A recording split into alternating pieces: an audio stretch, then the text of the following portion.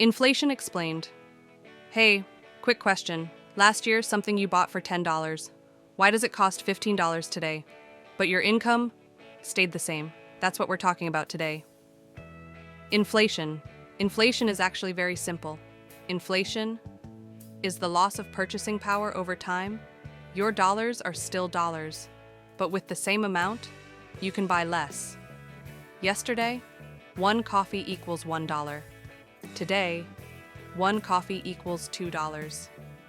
The coffee didn't change, the dollar did. So why does this happen? There are three main reasons.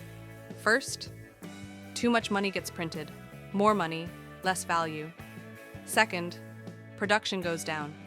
Fewer goods, more demand, prices go up. Third, people expect prices to rise. They buy earlier. And yes, prices actually go up.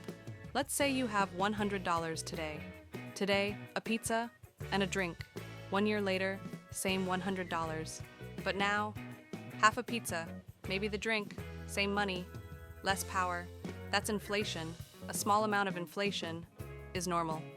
It shows the economy is moving, but when it's too high, savings shrink. Planning becomes harder. The future feels uncertain. No one likes that. We can't escape inflation, but we can be prepared. Don't let your money sit idle. Invest in knowledge.